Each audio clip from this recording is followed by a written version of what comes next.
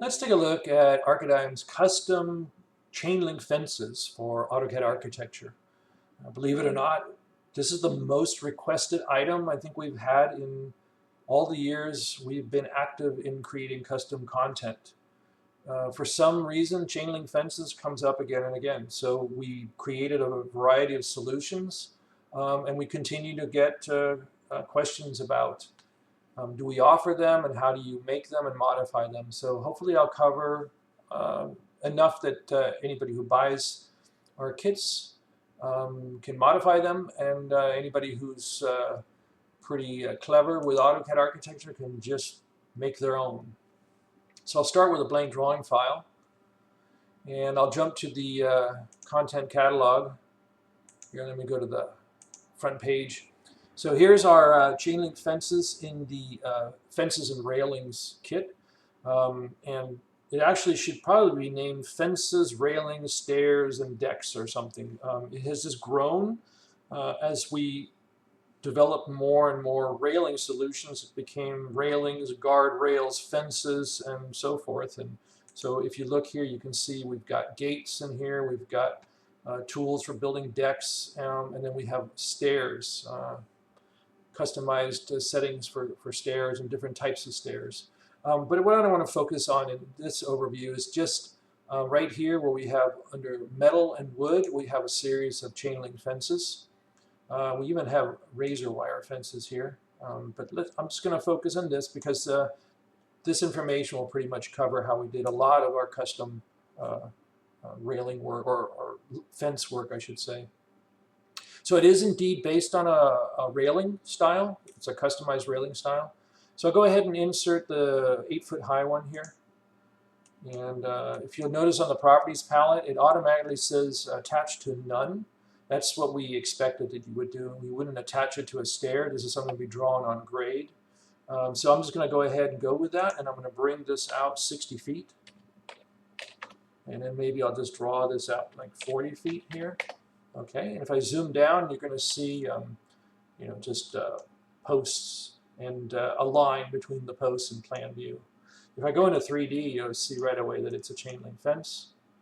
All right, and you can see the ends here have the little caps. You have a horizontal bar across the top and a loop cap on this side, and then something that appears like a hatch pattern in between these posts. So let's take a look at how this is made.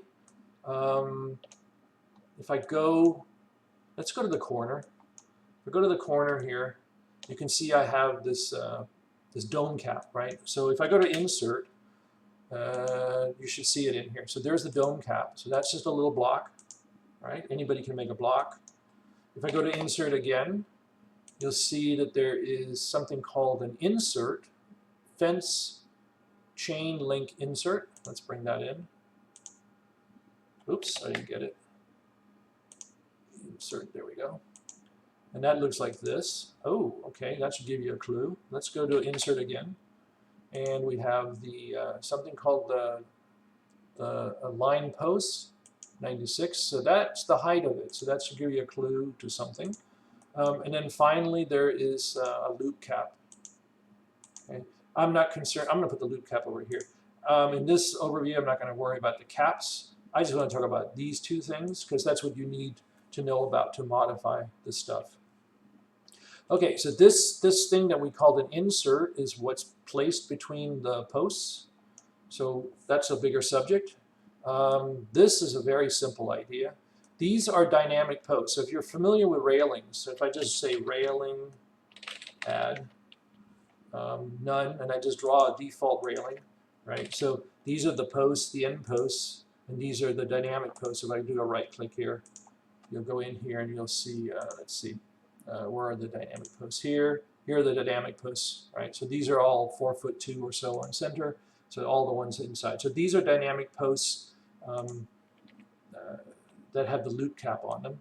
And this one was drawn at a certain height, and the name is specified in the name of that block 96. So we had to make a full block of the post with the loop cap and replace what the railing object would draw in, because we had to get it to have the loop at a certain height, and there was no way to get that to come in at the height, or at least we couldn't find a way to do that. So if I shade this, will probably make more sense.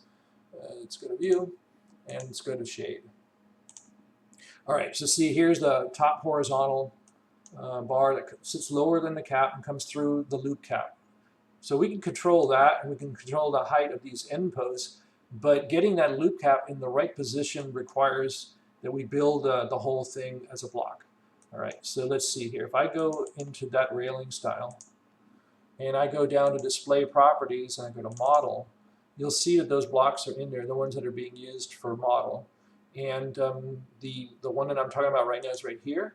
And if I go to Edit, you should see that it has Replace turned on. So that means that it's replacing that dynamic block. And we're just, and it's set here to dynamic, or not dynamic block, sorry, dynamic post. If I called it block, I apologize, it's dynamic post. And we've set it to replace center bottom. So what happens is we've defined, if you go back here to post locations, we've defined the dynamic posts to be 10 foot on center. Right? So I could go in here and say, let's make those 8 feet on center, and they'll all adjust. But they're not actually being generated. So if I go back here, they're not being generated by the settings here. So you have dynamic posts right here. This doesn't really matter. I mean, the dimensions, if you set width, and if I go back here and you set the width to, let's see here, if you edit. See, we didn't even set the width and height, but you could make that control it. But we just replaced it. So it's just a replacement. So why is that important? Well, suppose you have a very custom fence that's not, it's not 8 feet. So I'll go ahead now and I'll go to Edit It, and we'll go to Railing Locations. You can see here's the 8 foot control. So the guardrail determines the height of the posts, and then we use the handrail to control this top bar that goes across. I don't know the name of it. So let's see here. Let's make this 7'6", and then we'll bring this one down to 7'4". All right, so I've made a change, and then see what happens with these. That's not good. Everything else adjusts nicely. But so all you'd have to do, let's say you're never going to use that 8 foot fence. You don't have to worry about renaming anything, because that's what you would really have to do, is you'd have to rename it. I'm just going to go in here and edit in place. So what is that, 4 inches? So I'll stretch this down 4 inches. Okay, and then save. All right, and then we'll probably just do it like this, and then we'll do it like this. Oh, did I do it 6 inches? Let's try it again.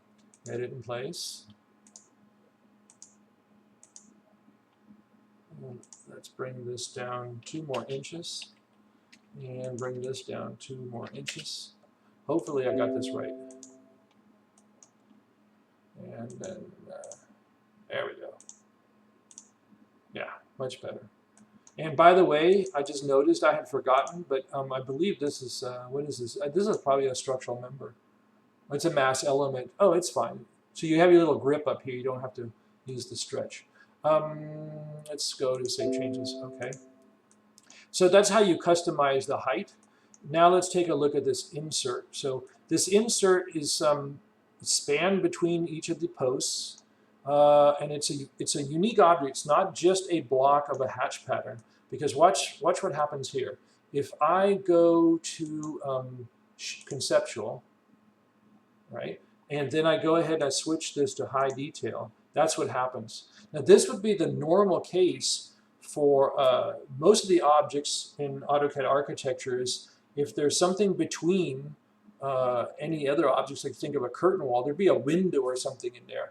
And what we did is we turned that solid thing, we turned that solid part off in the other medium and low detail configurations, so that you can see through the actual chain link fence, like when you do your projected elevations and sections. So I'll show you later, but let's go back to high detail. So in high detail, there's an actual material, and you will see it if you go to, you'll see for when you render for sure, but if you go to realistic and you zoom in, there's the actual render material attached to the chain link fence, and then you can see kind of the line work. So that's the big trick. How did we do that? And the magic of that is in here. So this is the block that gets stretched between those two posts. If you right click on that, go to Edit, Block and Place, okay, and then click on it again, you're going to find out that thing is a window. And what do windows have that gives you a hatch pattern effect? So we'll right click, edit the window style, and we'll go to the dimensions tab so you can see we zeroed everything out. We went down to the display properties for model. I can do elevation here. Let's go elevation. Go to Muntins, and you can see for chain link fence, this is the one for low resolution, but for Muntins here, chain link, you can see we took advantage of their Muntins and created that hatch pattern effect. So you can come in here and you can change that at any time that you need to. And it's just a bunch of lines, but if you zoom in, it's actually, Muntins in here are, I think they're double lined. But let's see, again, what I want to show you, this is not set to clean up, and it's not set to convert to body, so it acts very quickly. If you do body and all that sort of stuff, this will slow way down. It's just 2D lines. So very much like a hatch pattern.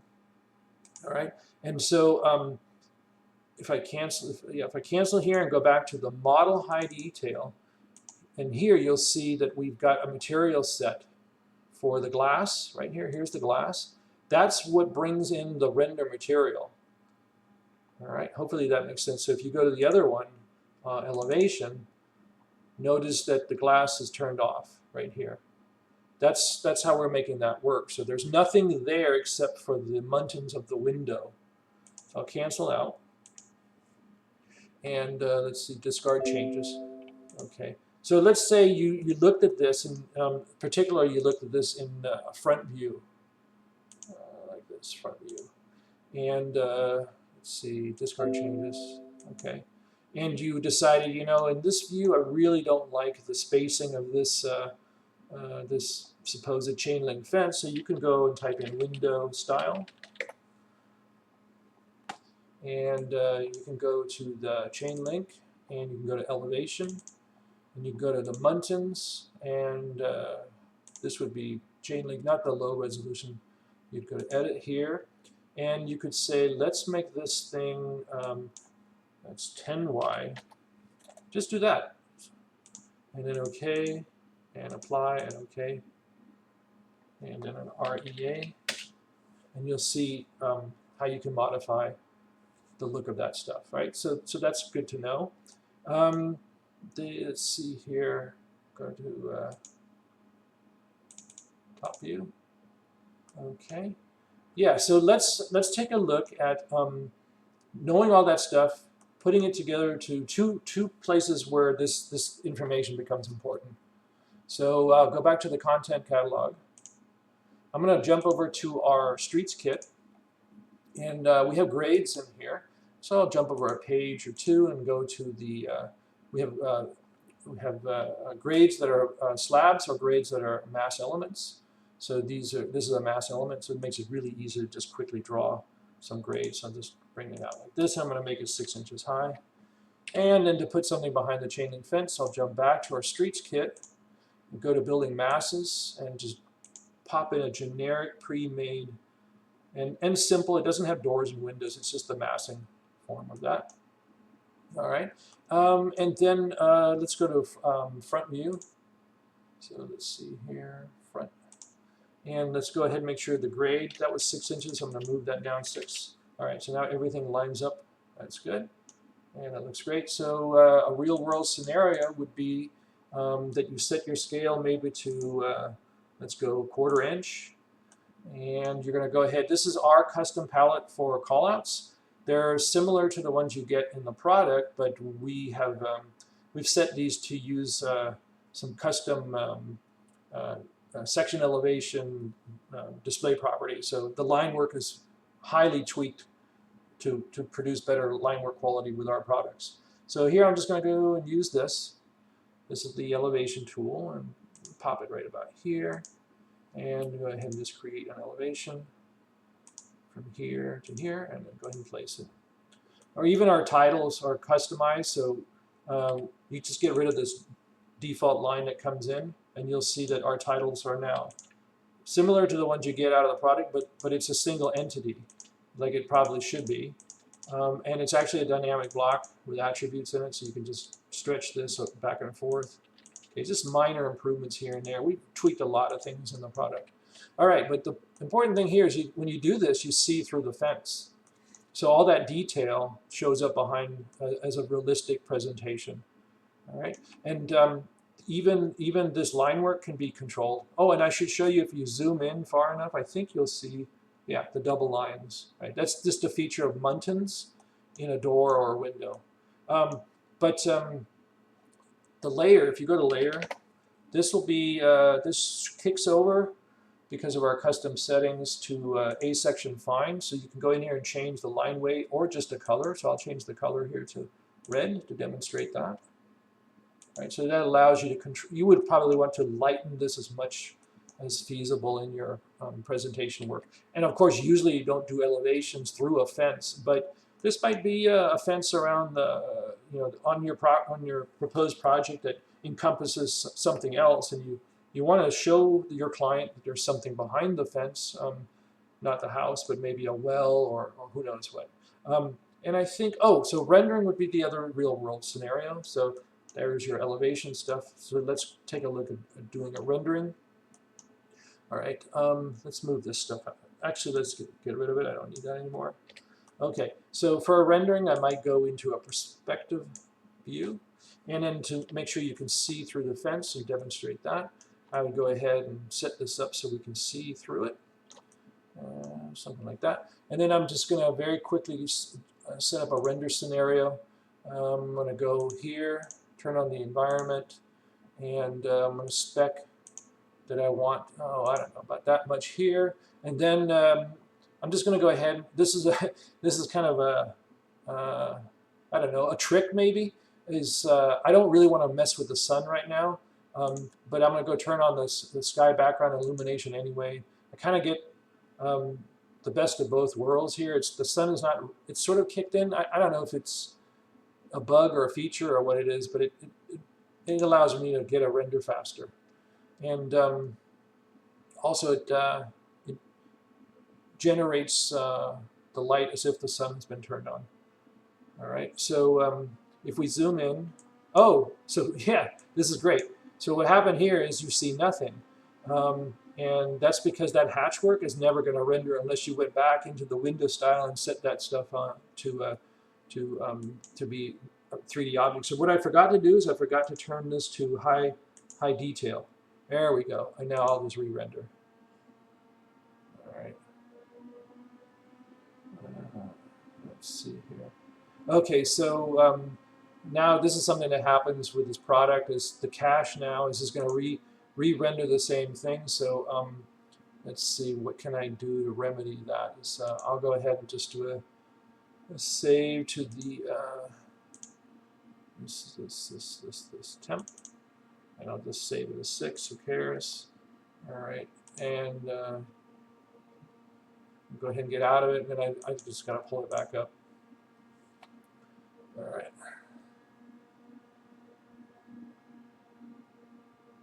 All right, and then we make sure that we're in high detail. And a good way, something I should have done here is I should have gone to View, and I should have set this up to realistic. That would have been smart to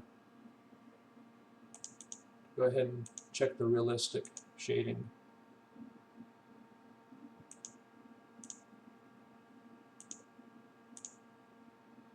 There we go. So this is what I should have checked that beforehand. Is now that solid part where the materials are attached is showing itself, and now you can go back to render, and hopefully all those settings are okay, and we'll produce the rendering.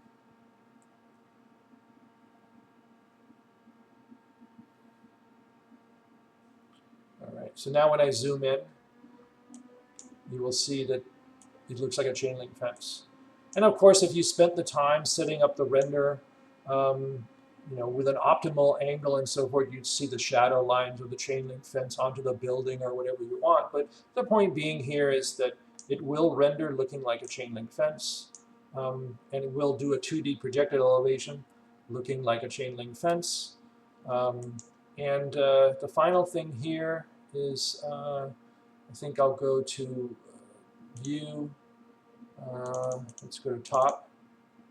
Okay, and I don't want to spend too much time now. I think I've covered the important pieces, but we do have gates that go with the chain link fences. So if I go back here to the Fences and Railings kit and I go to Gates, here's a single gate for chain link fence. And I'll insert that in the drawing, and then over on Properties palette, I'll go ahead and make this, let's say, 4 feet. And oh, I forgot how high we made that. It was something like 6 foot. I think it was 7'6", I think, something like that. And go ahead and just pop that in. So when you bring in these gates, they are doors, but you need to skip the anchoring part because they're not going into walls. So if you just hit the enter when you bring them in, they'll free float into the drawing and not try to anchor to something. And that's how they should be used. All right. So and then I'll just go ahead and move this from the center of this post to the insertion of this post. Okay. Now, because this is a railing, the first and last posts often need to be pulled out if you want the post centered on the actual length here. Just grab this grip and pull it out, and then it'll readjust. And these are all nicely lined up now. Okay. So then if I pull this up, okay, I think so. These are overlaid perfectly. The door. Let's see. I can move it out. You can see. So the door. If I move this out 12. So it has the post here as well. And I might want to go in there and turn that off, but I'm going to leave it because it does line up perfectly. And I'll show you how you can turn it off. Let's close that door or that gate, and let's go ahead and close that up. All right, and let's go to top view.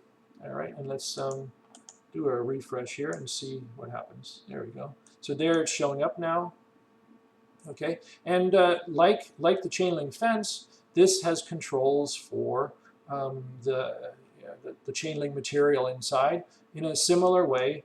So if I now go in 3D and I go ahead and pick on this, now this is an actual door. So if I right click, I can now go to the high model detail that I'm in, and notice under the muntins it has muntins as well.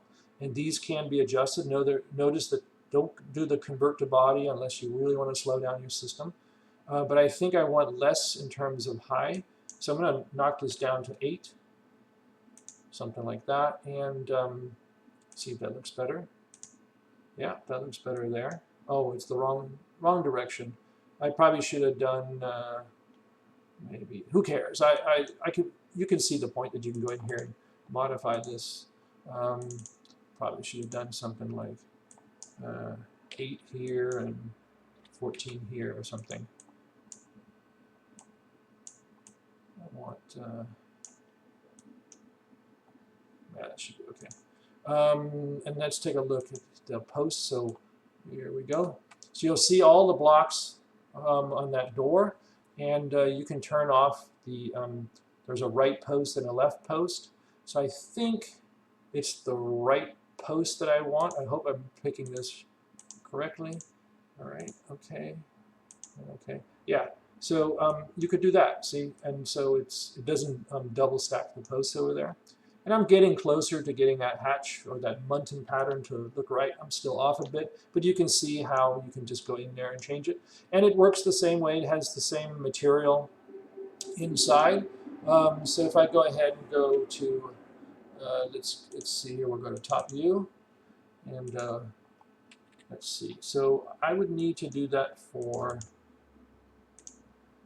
elevation as well. So go to muntins. Let's see.